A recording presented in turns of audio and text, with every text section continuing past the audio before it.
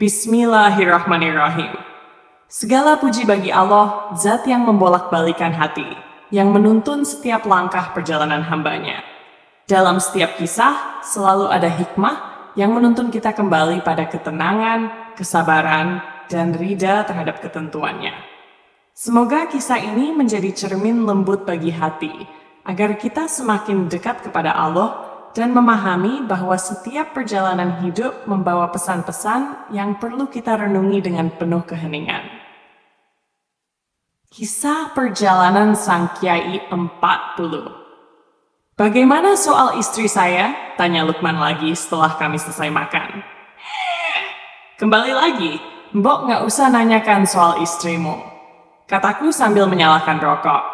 Aku benar-benar belum tenang, Mas, jika belum tahu hal yang sebenarnya, kata Lukman. Perlu kamu tahu, aku melihat aib orang lain itu akan sangat membuat mata hatiku buta. Jadi ada batas-batas mana yang tak boleh aku lihat dan mana yang boleh aku lihat. Apa yang kumiliki ini anugerah, maunah dari Allah.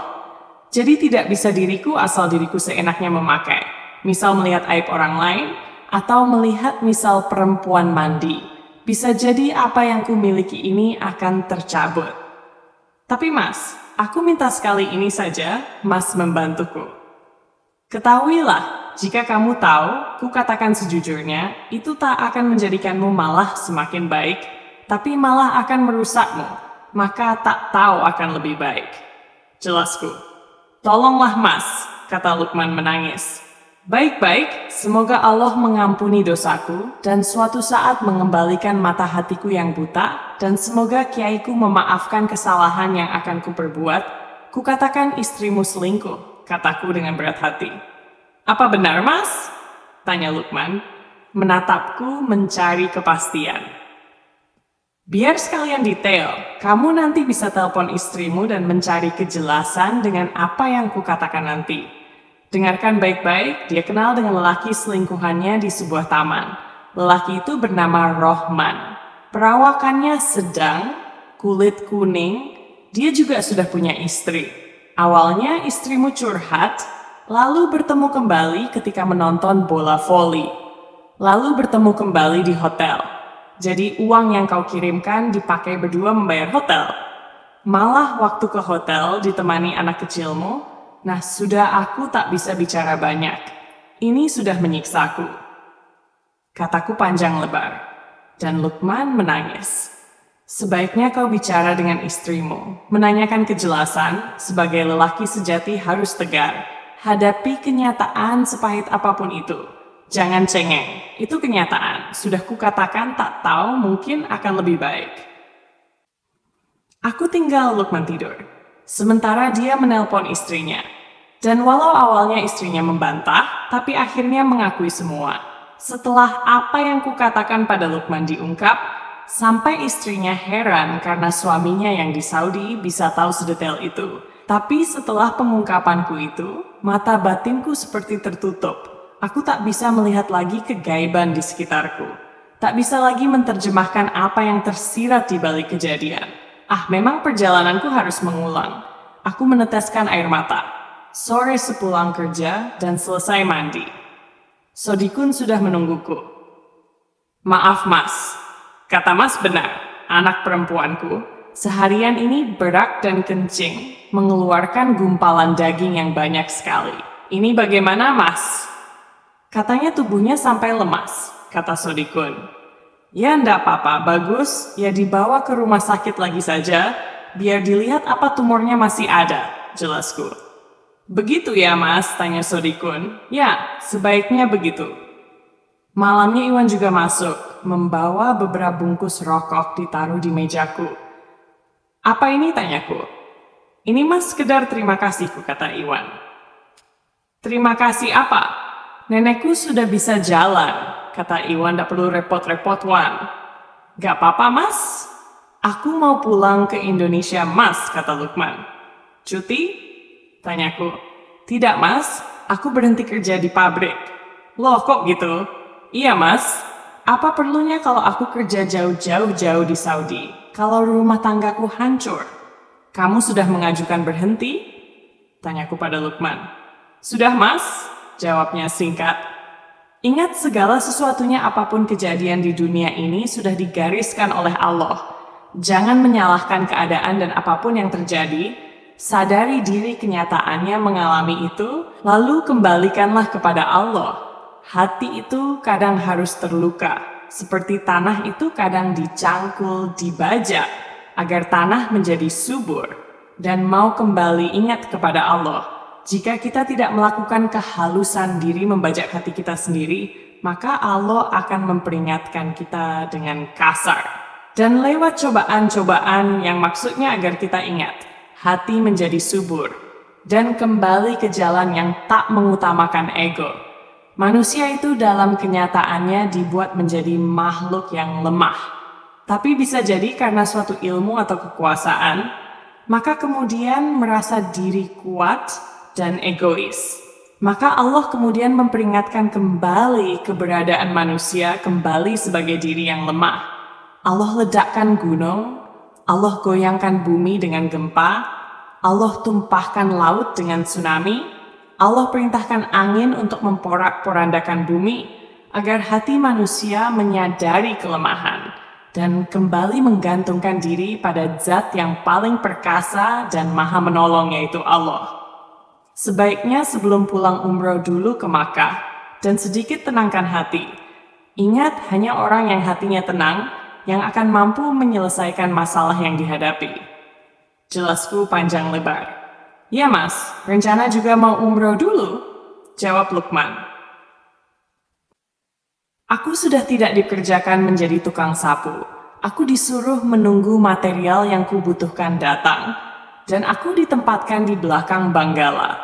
Banggala kalau di Indonesia ya minimarket, menjual berbagai kebutuhan. Dan walau cuma menunggu untung tak jenuh karena ada internet, di Saudi hanya 2 SIM card, yaitu Al-Jawal dan mobil. Aku selalu memakai Al-Jawal, karena internetnya dapat kutembus, bisa internetan gratis, sehingga mau apa saja asal internetan pasti gratis. Semua konten porno di Saudi itu tak bisa dibuka, entah pakai HP atau komputer, asal ada unsur porno, XXX, warna biru, dan ada tulisan porno, seks, adult pasti jika dibuka langsung diblok. Tapi kalau pakai gratisan malah tidak, karena tidak terbaca operator kita membuka apa. Dan tentu saja aku bebas membuka, tanpa ada blok, karena bisa membuka, sehingga orang-orang kebanyakan ingin ku ajari, setidaknya dapat mengurangi kesenangan mereka telepon-teleponan dengan TKW, yang kebanyakan menghabiskan gaji sebulan. Ya tak apalah, mereka ku ajari membobol internet, ku setingkan asal tidak menghabiskan uang, dipakai nelpon.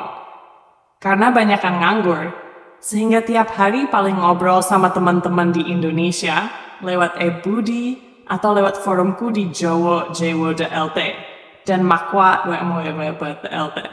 Atau iseng-iseng menulis server cerita berantai yang digagas oleh temanku Asim, atau menulis cerita-cerita pendek, setidaknya waktu tak membosankan.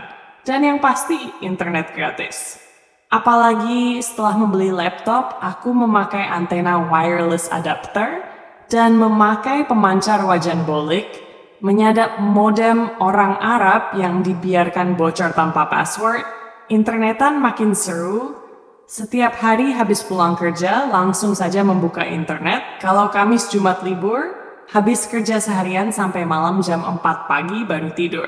Karena membuka internet, semua orang Indonesia kemudian juga membeli laptop dan berinternetan gratis. Tak ada lagi telepon-teleponan dengan TKW. Di kamarku tiap hari ada saja yang minta diajari memakai laptop. Bahkan orang Pakistan dan Yaman juga ada yang datang minta diajari. Mas, nenekku meninggal. Kata Iwan suatu pagi bicara padaku dengan wajah murung. Innalillahi wa inna ilaihi roji'un. Kapan Wan? Tanyaku.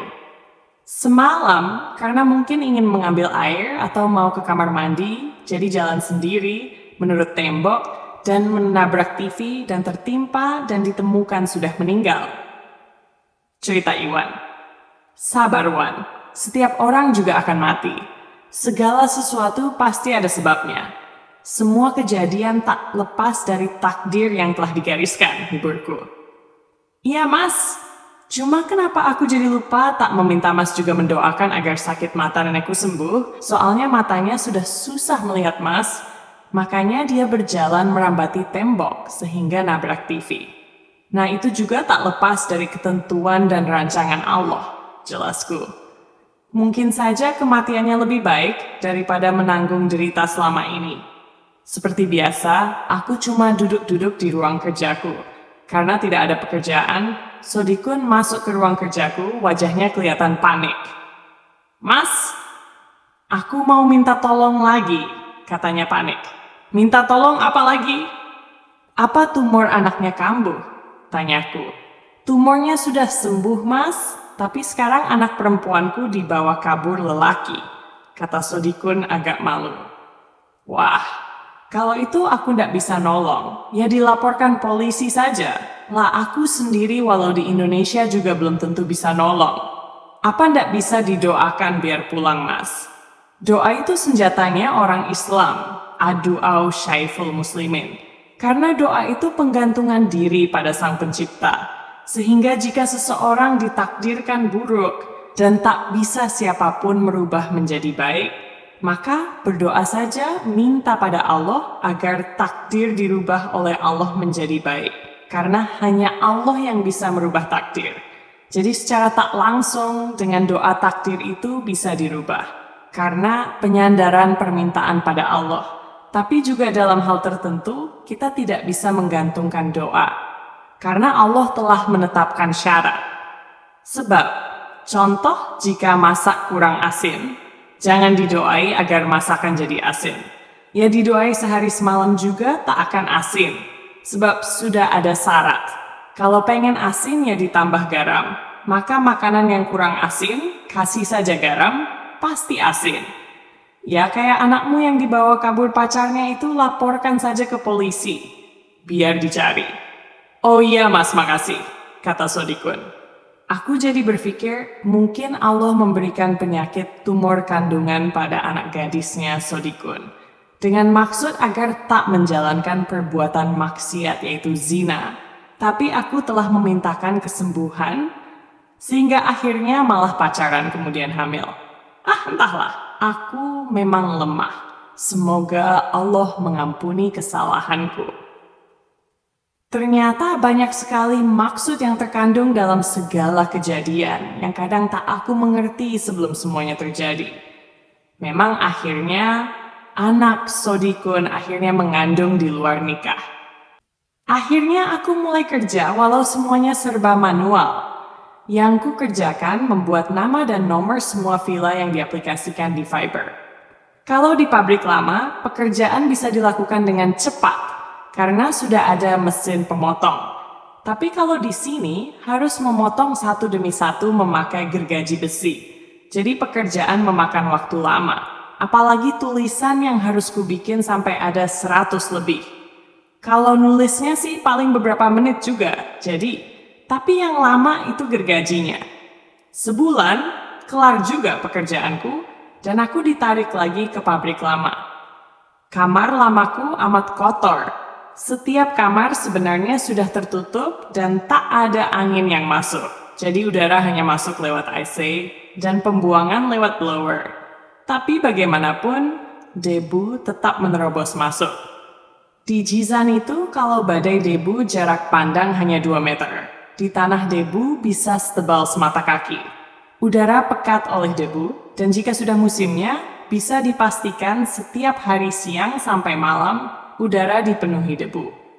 Jika keluar kamar, harus memakai masker atau tutup kepala, jika tidak rambut akan lengket, dan hidung akan penuh debu. Untung di Saudi itu rumah semua di-kor, atap juga kor-koran. Jadi sekalipun angin besar, tapi rumah tak goyah sama sekali. Aku membayangkan kalau di Indonesia yang atap rumah terbuat dari genteng, pasti akan diterbangkan angin. Kalau di Saudi lagi musim debu, kayu, sepeda pun bisa terseret angin, dan pohon bertumbangan. Sekalipun rumah tertimpa juga tak masalah, karena rumah di-kor semen semua. Yatno masuk kamarku, wajahnya takut. Ada apa? Tanyaku sambil mengangkat masakan dari kompor listrik. Aku muntah darah, Kang, kata Yatno panik. Memangnya kenapa? Dadaku sakit sekali, Kang. Tolong aku, Kang, kata Yatno sambil duduk lemas memegangi dadanya. Coba sini kulihat, kataku mendekat, lalu menempelkan tangan ke dadanya. Coba tarik nafas, kataku, dan Yatno tarik nafas. Gimana, masih nyeri? Alhamdulillah sudah enakan, Kang. Syukur kalau begitu. Awalnya bagaimana kok muntah darah? Tanyaku. Gak tahu, Kang. Dadaku kayak dipalu rasanya, dan tiba-tiba aku muntah, dan kulihat kok darah, cerita Yatno. Mungkin kamu kebanyakan ngerokok, mbok ya dikurangi ngerokoknya. Aneh, Kang, aku selalu ingat dengan pacarku yang Semarang, rasanya kayak di pikiranku tak mau hilang. Lah kamu selama ini bagaimana? Apa kamu masih aktif kirim uang? Lalu istrimu yang di Jawa Timur bagaimana? Tanyaku. Aku masih kirim uang ke pacarku, Kang, dan aku sudah cerai dengan istriku waktu cuti kemarin, jadi aku sekarang duda. Rupanya kamu tak mau mendengar nasihatku dulu ya. Maaf, Kang. Jika ku katakan kalau pacarmu itu sudah punya kekasih di Semarang sana, dan uang yang kamu kirimkan itu dipakai modal yang tiap hari, dan pacarmu itu dalam waktu dekat ini akan menikah, apa kamu tak apa-apa? Kataku. Tak apa-apa, Kang. Aku cinta dia kok. Cinta dia? Wah, ndak beres, kamu harus dibersihkan. Dibersihkan bagaimana, Kang? Ya, masa ada lelaki cinta perempuan, perempuannya nyeleweng, kok masih cinta dan mandah saja, tetap kirim uang, kataku geleng-geleng kepala. Aku tak mengerti, Kang, kata Yatno. Ya, kamu itu sudah didukunin, kataku, dan ku ambil air mineral, lalu ku tiup. Ini kalau tak percaya, minum air ini. Lalu Yatno meminum air yang kuberikan. 5 menit kemudian, Kang, dadaku panas, panas sekali, Kang. Aduh, tolong, Kang, kata Yatno memelintir-melintir memegangi dadanya yang katanya panas. Ku tempelkan tanganku di dada Yatno, lalu rasa panas di dadanya ku ambil. Dia mulai tenang. Kamu itu digendam sehingga kamu nurut saja. Mau saja mengirimkan uang kepada pacarmu, itu sama sekali tak wajar. Coba bayangkan ngirim uang tiap bulan 7 juta rupiah kepada orang yang tak punya ikatan resmi. Apa namanya wajar? Iya, Kang. Malah aku sendiri sudah tahu kalau pacarku itu sudah punya lelaki. Dan dia akan menikah dengan lelaki yang disukainya. Malah dia juga selalu cerita kepadaku. Malah setiap selesai hubungan dengan lelaki itu, dia cerita padaku. Anehnya aku makin cinta. Dan tak bisa membencinya. Nah, dari situ kan sudah kelihatan anehnya. Kalau apa yang kamu alami ini tidak wajar. Kalau begitu, tolong aku, Kang. Aku tak mau kalau diputuskan oleh pacarku itu. Kalau diputuskan, lebih baik aku mati. Kata Yatno. Kata-kata yang kau ucapkan itu masih dalam pengaruh gendam. Coba ambil air biar ku isi. Kataku yang masih duduk di depan laptop. Ini airnya, Kang, kata Yatno menyerahkan air padaku. Lalu airku isi dan kuserahkan lagi pada Yatno. Ini minum sebagian dan sebagian lagi kamu pakai mandi, kataku, yang segera dipraktekkan Yatno. Selesai mandi, dia datang lagi padaku. Aneh, Kang, kok pikiranku sekarang plong dan aku rasanya benci sekali dengan pacarku itu, katanya. Ya begitulah kalau sadar, tapi nanti dukunnya akan merasakan benturan kekuatan, sehingga dia akan berusaha menyerang balik. Tak apa-apa asal kamu di dekatku, insya Allah. Tak apa-apa, kataku.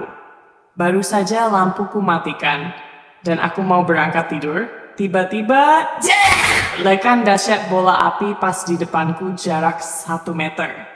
Api berhamburan seperti kembang api. Jelas ini santet yang diarahkan padaku. Aku tahu ini dukun yang mengerjai Yatno. Yatno datang mengetuk pintu. Karena aku mau tidur, jadi pintuku kunci. Yatno masih memakai pakaian kerja. Rupanya dia kerja malam. Aduh, Kang, badanku panas sekali, katanya. Memang waktu Yatno masuk, ku rasakan hawa panas dari tubuhnya. Penutup. Sahabat sekalian, dari setiap perjalanan hidup yang kita jalani, selalu ada hikmah yang Allah titipkan. Ada kalanya ujian datang melalui rasa lelah, keadaan yang tak kita harapkan, atau melalui orang-orang yang hadir membawa pelajaran. Semua itu bukan tanpa tujuan. Setiap kejadian mengingatkan kita untuk kembali kepadanya, menata niat, menjaga hati, dan belajar membedakan mana yang datang membawa kebaikan dan mana yang membuat kita jauh dari ketenangan. Semoga apa yang baru saja kita simak menjadi bahan renungan, agar kita lebih berhati-hati dalam mengambil keputusan, lebih kuat dalam menjaga diri, dan lebih bijak dalam menyikapi setiap ujian yang datang. Sesungguhnya Allah tidak pernah membiarkan hambanya berjalan tanpa petunjuk. Hanya saja seringkali kita yang terlambat menyadarinya. Jangan lupa like, comment, share, dan subscribe sebagai bentuk dukungan agar kisah-kisah penuh hikmah seperti ini terus bisa hadir menemani perjalanan hati kita. Dan nantikan kelanjutan kisahnya pada episode berikutnya.